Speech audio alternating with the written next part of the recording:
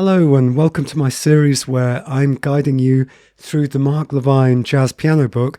This is chapter 3. Let's celebrate here because this is where we get to the really good stuff. So well done if you've got this far. This is where we make proper music, and this is how I've been teaching my students for quite a while, except I didn't get it from this book. This is just kind of a very standard way to teach beginners to start playing jazz. And most people basically call this playing shells. And in jazz, the shell is the 1, the 3, and the 7. The first scale degree, the third scale degree, the seventh scale degree. So it can be a flat 3, it can be a flat 7. So coming from classical music, and for a long time when I was trying to learn to play jazz, it's very tempting just to play whole closed voicing, thick chords or big, thick, sort of stacked loads of notes, including the fifth. One thing that I started realizing that the more I played jazz piano is you've got to simplify the texture. And I think because you've got sevenths, you've got extensions, you've got alterations, you need to actually thin the texture a little bit. Otherwise, it gets a bit overwhelming with loads and loads of overtones. So, and I see this with my students all the time, particularly the ones from classical backgrounds, that there's this real temptation just to keep playing really thick chords everywhere.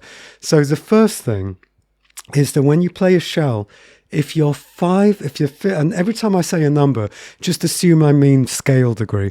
So anytime you play a chord which has an unaltered 5th scale degree, don't play it. So in other words, if you're playing a C major 7, and I'm playing it here in a really bad sort of closed voicing way, there's no need to have the 5 in there because it's just a normal 5. So straight away, we just leave the 5 out. Now, it's the same thing with the minor 7th. Here's C minor 7. The 5, it's unaltered. It's just a normal 5. So we just leave it out. Same thing with the dominant 7th. Here we've got just a normal 5. So we leave it out. However, half diminished, say we play C half diminished, we've got 1, flat 3, flat 5, flat 7. So we keep that flat 5 in because it's not just a normal 5. And if you're just watching this chapter 3 without having watched the previous chapters and you're getting confused, chapter 2 is where we went over all these different kinds of 7th chords. So basically, the shell, we have a 1, a 3, and a 7. That's a dominant shell. Here's a major 7th shell. Here's a minor 7th shell. That's your shell. Now, in the Mark Levine book, for various reasons, he recommends having the 1 in the left hand. So say we were playing a C major 7, he'd say put the 1 in the left hand and then put the 3 and the 7 in the right hand. So that would be like the way in the Mark Levine book, either like that, where you've got the 7 on top, or you can have the 3 on top. But the right hand is basically doing everything other than the 1 that the left hand is playing. Personally, I prefer to teach in the beginning that the left hand plays the 1 and the 7, and the right hand plays the 3. But I guess in the beginning it doesn't matter too much. There are reasons why I do it that way round. But let's do it the Mark Levine way, where basically the right hand plays everything except for the 1.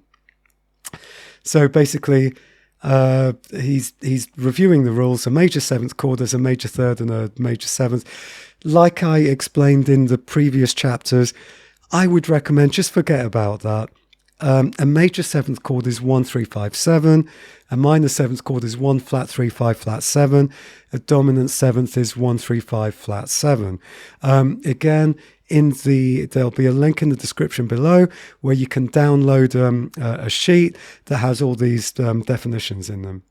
So just below that, the 5th is not as important because each chord has a perfect 5th. Don't worry about that too much, but basically let's say in this example where we put the 3 on top, we've got the C major shell, we've got the 1, the 7, the 3. Now if I put the 5 in there, in the right hand below all of that, there it is with the 5, there's a G, here it is without the G. You don't really hear a lot of difference. So it's a good habit to get into in the beginning, just to not add it. You don't really need it.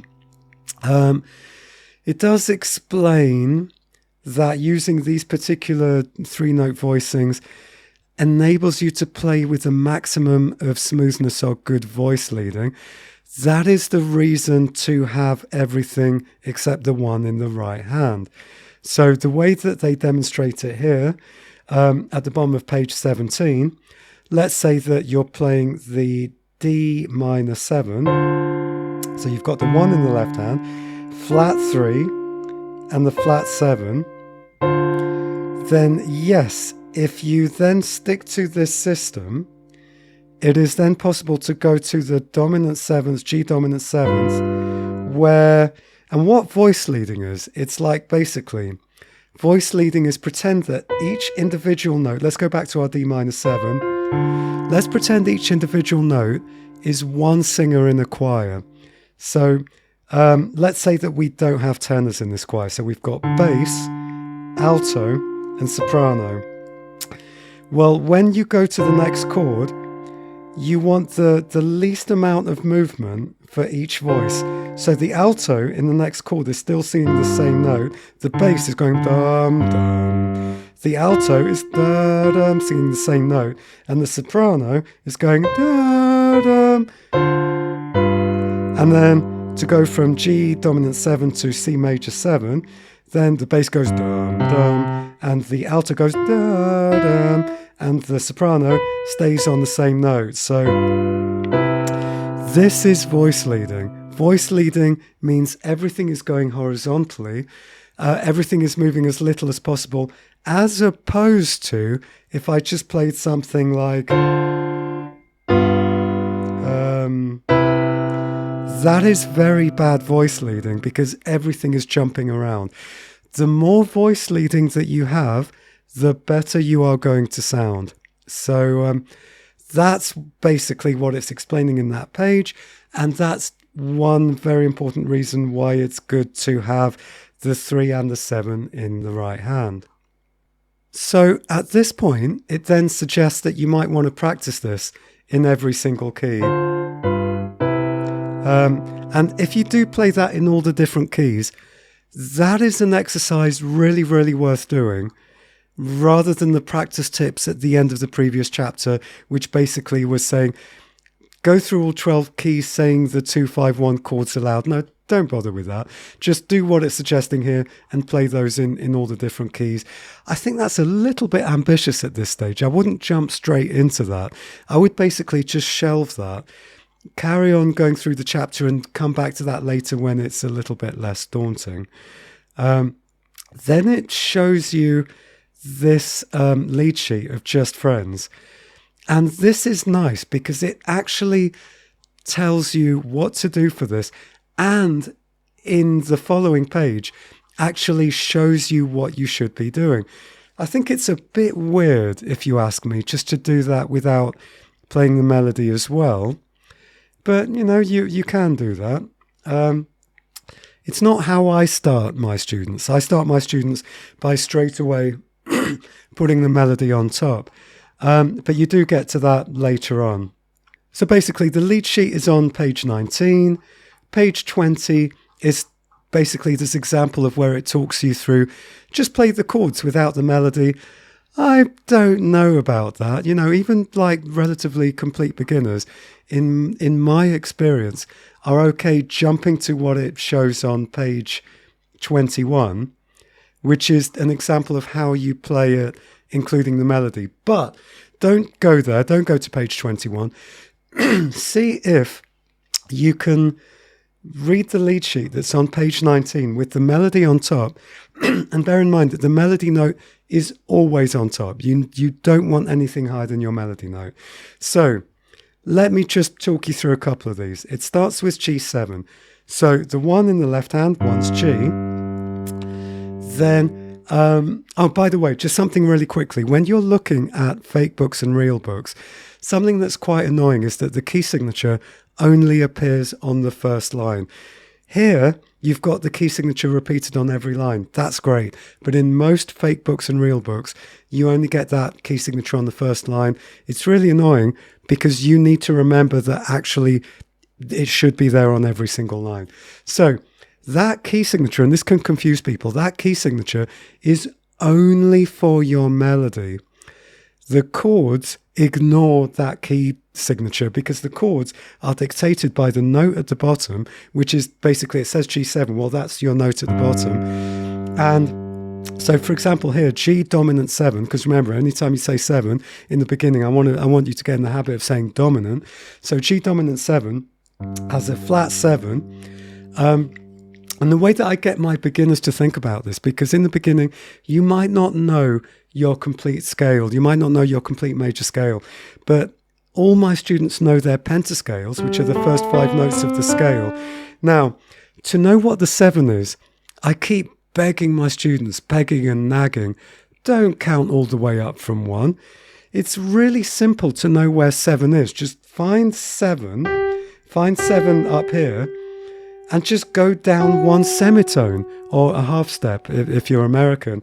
But I'm going to keep saying semitone for the moment. Just go down 1 semitone from the 1. That's your 7. It's that simple. And if you want to go down to a flat 7, just go down another semitone. So 1, 7, flat 7. It's that simple. So stop going 1, 2, 3, 4, 5, 6, 7 flats. Oh my God, this is why all my students keep getting their 7s wrong, because they keep sort of going 1, 3, 5, 7. And that's another thing. Just don't think with your left hand all the time. It's like everything has to be thought. No. Your 1's in the left hand. So here, let's just go through this chord. It's a G dominant 7th. Your melody is at the top. The first thing you want to ask yourself is your melody note, is it a 3 or a 7? And you go, oh yeah, it's a 3, because you know the pentascale. Think with your right hand as if the thumb was on G. Pentascale, oh yeah. So this is the way that I would do it. First of all, ask yourself, is the melody note a 3? Pentascale, oh, it's my 3. That means that I don't need another 3 in there. I've already taken care of the 3. All I'm missing now is the 7. What kind of a 7 do I need? It's a dominant 7, so the 7 that I need is a flat 7. So at this stage, don't suddenly start thinking with your left hand and go 1, 3, 5, 7. No. You know where the 1 is. You know where the 1 is just below your melody. So you want the flat 7, you just count down. There's a 7, there's a flat 7. Now you have G dominant 7. So now we then go to the next chord. You keep the B as your melody note. You play the C with your left hand because that's the 1. You ask yourself, is your melody note a 3? Pentascale? No, it's not a 3. Is your melody note the 7? So it's a C major 7. The 7 is just like the normal 7th scale degree. So look, here's the 1 above your melody note. Oh, it's the semitone below. Yes, it's the 7. So the melody note is the 7. That means you just need to find the 3. So I find with my thumb the 1 below where my melody note is. Think of the pentascale. There's the 3.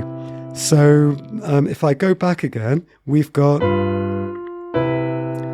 And then you only play that chord once.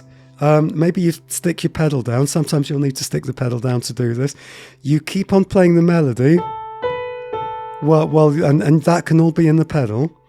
Now you've got C minor 7th chord. So again, we keep the C at the bottom in the left hand. Here's the melody. Ask yourself, is that the 3 of this chord? So here's the 1, 1, 2. Oh, that is the flat 3. So that is indeed the 3. It's a minor 7. Where do we find the... So here's the 1. We go down, flat 7. And so on and so on. So that is how we go about doing this. Hopefully I'm kind of being clear here. Again, this is something that I spend ages explaining to my beginner jazz students. Now, you don't need to understand all the different inversions. You don't need to understand you don't need to understand modes. You don't need to understand intervals. This is stuff that you can do just with the stuff that I've said in the previous chapters and introduction is what I recommend as like the essential stuff that you need to know. So I can get some of my beginner students quite quickly starting on quite advanced jazz, like as long as you can read the right hand. And again, that's not massively difficult. So if you can't read music, then, well, yeah, this book, you're not ready for this book yet. But you don't have to read massively well in order to be able to get this far. There are people who I've got reading from in this kind of way who've only just started to be able to read music. It means you're slow, but that's fine. Here's one more thing that I really, really want to emphasize. When you're doing this in the beginning, even if you're an amazing classical musician, be slow, be patient. Something that a lot of my patients sort of try and do is they just try and go quickly through it so that they feel that they're really competent at it. Just take your time, be really slow and methodical so that you really are like, there's my bass note. Is the melody a 3? Is the melody a 7? Okay. Where do I find the 7? Be absolutely methodical. There's a time and a place for feeling intuitively like your finger's just going to go somewhere, and now is not that time. Now is the time to build up that you are thinking, you are knowing. There's the 7, there's the 3. You're using a normal 7 there, you're using a flat 7 here, using a flat 3. You need to know what you're doing here. Do not just wing it and just try and intuitively go for where you think it is. Now is not the time to do that. There later will be the time for that. This is such a common problem, as you might be seeing in me already going like, oh no, stop doing that. So you know, a lot of the time I want my students to stop thinking so much and be more intuitive. Now is not one of those times. So anyway, that's kind of really what you need to know for this level here. I don't think anything is sort of massively complicated. But if there are any questions, please do ask me. Now, the problem is, this is the massive, massive, massive problem with this chapter, which is it gives you a really nice, neat example of a lead sheet that only uses major 7ths, minor 7ths, and dominant 7ths. And yeah, it's great. You can understand what to do if you really take your time and sort of go through it methodically, this chapter. The problem is that as a teacher, if I then look for any other jazz melody in any fake book or any real book or anything anywhere in the real world, they all have chords more complicated than this. Because at the end of this chapter, it basically says, great, now you're ready to go and apply this to stuff in real books and fake books. No, you're not. You're really not. Although, to be fair, it does actually explain 6th chords and 13th chords. But no, this is really confusing. It's done in a really, really confusing way. It doesn't quite explain to you what you do with it and how you do it. In a way, I would just ignore the stuff for now that's on page 22, where it explains 6, minor 6, 13ths, major add 4, sus 4. Just kind of ignore that for now. Now, I'm just like, when I looked at the suggested tunes to work on, I was like, are they mad? Are they completely insane? Giant steps. Giant steps. You're a complete beginner. You've just learned your very first chapter of playing chords, and it says, yeah, now you can play giant steps. Quick clip of giant steps.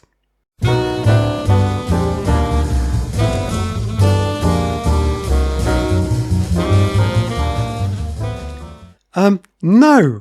And so many of the tunes here are just ludicrous. It's like, no, for one thing, they don't have really clear melodies. that beginners are going to get on with. Like, for example, Giant Steps, but also loads of other bebop tunes are just not tunes that you can hum, that you can sing. They're not simple tunes for beginners. And even then, almost all of them will have chords other than, these basic chords that you've just basically learned to deal with.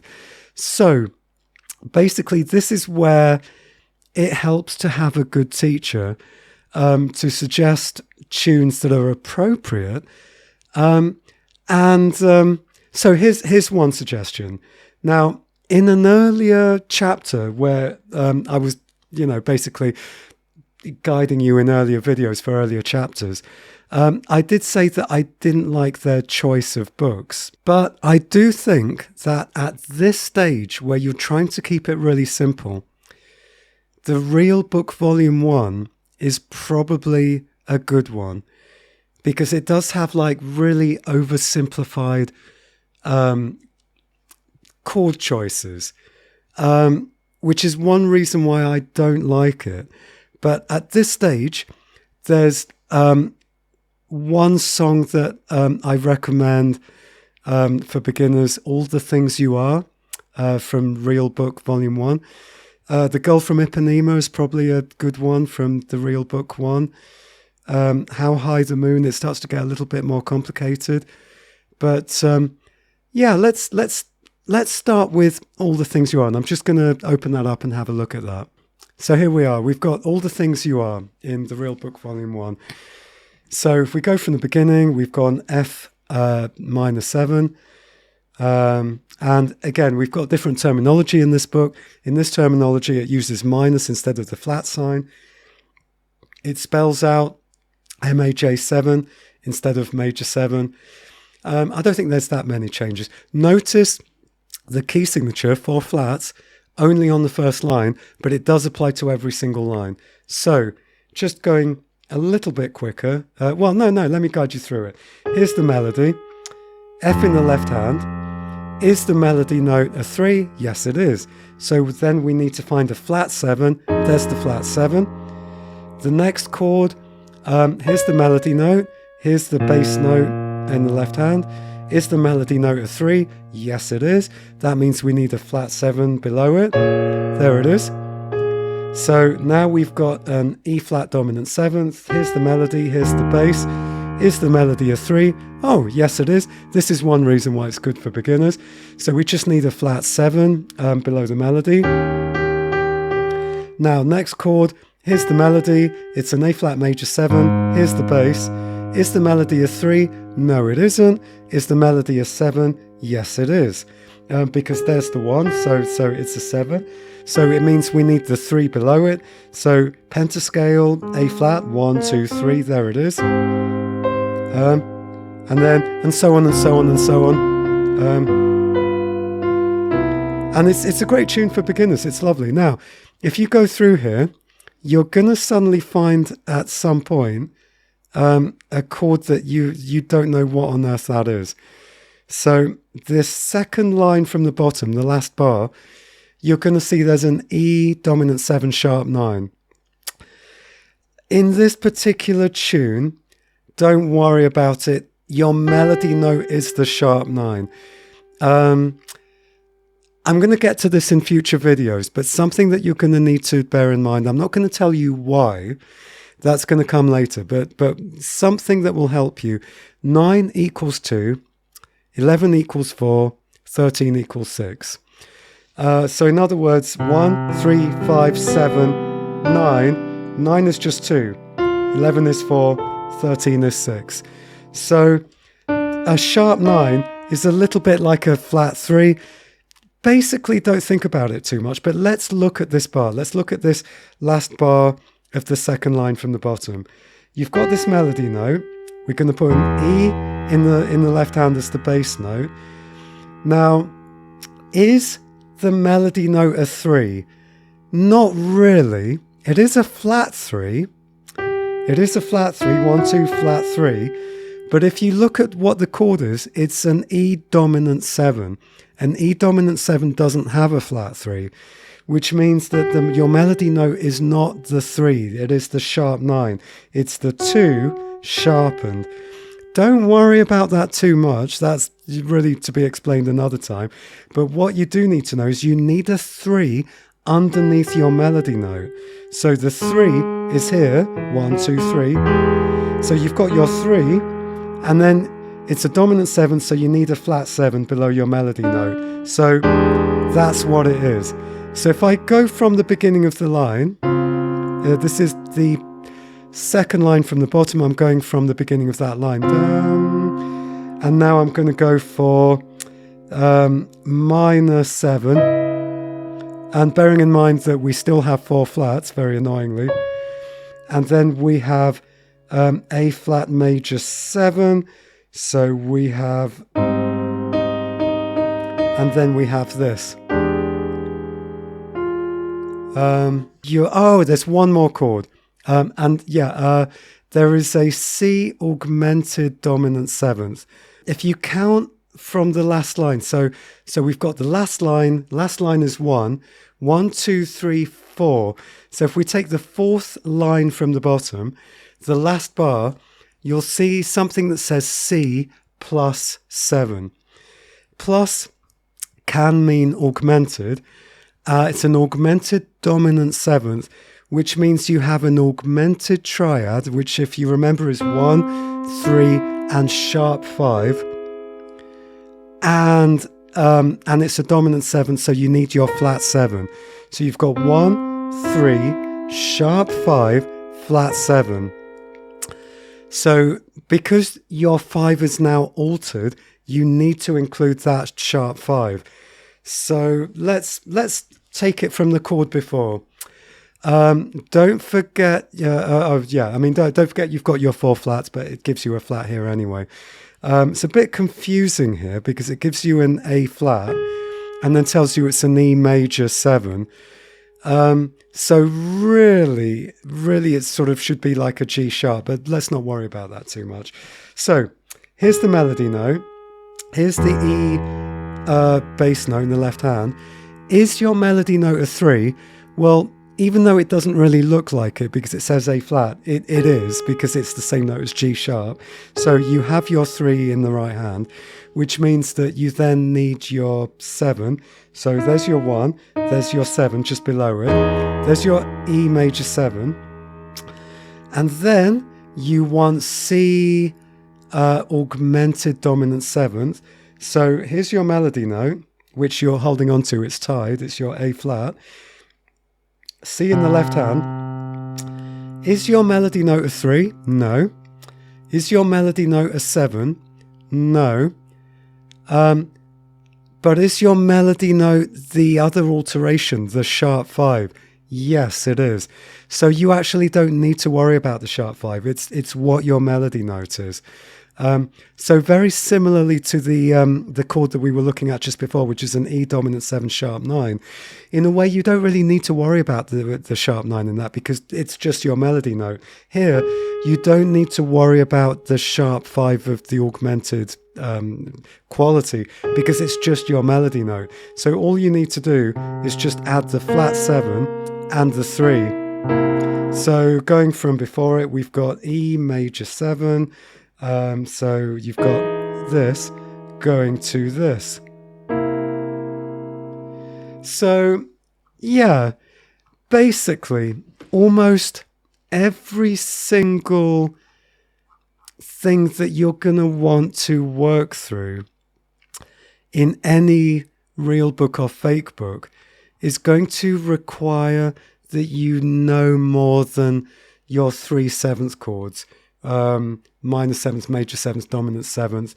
So chapter 3 kind of leaves you really with a bit of a cliffhanger where you're led to believe that you can do loads with it, but you can't really. So it's really only when you get to chapter 5, which throws a whole load more stuff at you, that then loads of tunes open themselves up to you. Now, chapter 4, I really question why chapter 4 is next. I do not think chapter 4 should be next, although I will obviously make that the next video that I do. But really, logically, chapter 5 should be the next chapter, and it's the chapter that you need to properly be able to work through most basic tunes in fake books and real books. So what I recommend is you do chapter 3 with the example in the book and with all the things you are that I recommended if you have access to that real book. Otherwise, keep going to chapter 5 and then get into the really good stuff. Now, I kind of do something a little bit different when I teach my students, which is whatever tune I'm working on, I basically look at the chords that are a little bit more complex and explain them as they come up. One that comes up a lot is a dominant 7 flat 9. This then means starting to explain, why do we use numbers above 8? And this is something that I'll come to in future chapters. It's a bit too much to go into now. Something else as well, which is why I think people need a good teacher. I don't really just have a set order in which I teach, now we do this song, now we do this song, because I think people learn best when they learn the pieces they love. So I always make it a point to find out what my students enjoy, what kind of style they like, what songs they know, and teach that. So that's another kind of reason why, you know, when I look at all of the suggested tunes to work on at the end of this chapter, no beginner is going to feel comfortable with any of these tunes. It's nuts. And anyway, so, but yeah, I made some notes earlier, and there's probably a few things just worth watching out for. One is to really, and I already kind of touched on this, one is to watch out when you've got ties in your lead sheet, when you've got ties in the melody. So if I just go back to their example, just friends here. So on the second line, you've got a B flat minor 7. So let me just do this slowly. You've got, here's your melody note. Here's the note in the bass. Is your melody note a 3? Why, yes it is. So that just means you need your flat 7. Now, it's really worth, because at this stage, take your time. It's absolutely fine if you feel like you are moving crazily slowly. It's fine. You'd be surprised, even if you take a few weeks or a couple of months feeling like everything is painfully slowly, there'll come a time where it just suddenly starts to speed up. You must be patient. Just because you're going slowly does not mean you're bad at this. Patience is everything. Impatience is the enemy of everyone learning an instrument, honestly. Please trust me on that. It is fine if this is slow. So anyway, so we're here. So the thing is, most people are just going to be going really slowly, which is good, which is fine. You want to be slow so that by the time you've worked out what happens on the next one, here's my melody note, here's an E flat in the bass, and you want to kind of do this without playing all of them, but I'm just demonstrating so that you can see how I'm thinking. There's my bass note. The melody note isn't a 3, but it is the 7, so the 3 is going to be G, but you then, by the time you work it out, you're still holding that D flat. So when you play that bar, you do not want to play the D flat again, even though you can't hear it anymore because it's been ages. You want to be in the habit of pretending that you can still hear it. Don't play it again. So you want to be in the habit of being able to hold it. And then eventually you can go where you're holding on to it. But get that good habit right from the beginning. That's really important. So another thing to look out for is that a lot of the time, fake books and real books are really, really bad at showing you where the chords are. So the chords will be like, really sort of like to the left of where they need to be or to the right of where they need to be. So I would say just assume that it's going to be right at the beginning of the bar on the first beat or bang in the middle. And if it looks like it's anywhere other than bang in the middle or bang on the first beat, just assume that it's supposed to be bang at the beginning or in the middle.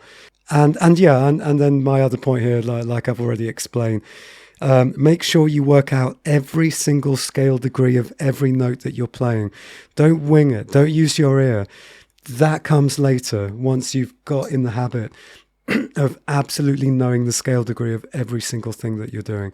So that's the really exciting one. And you're now free to have a couple of tunes, a couple if you've got all the things you are from the real book, volume 1, and have fun with that. Do have fun with that. Don't be too serious, but be really patient as well. Be super patient.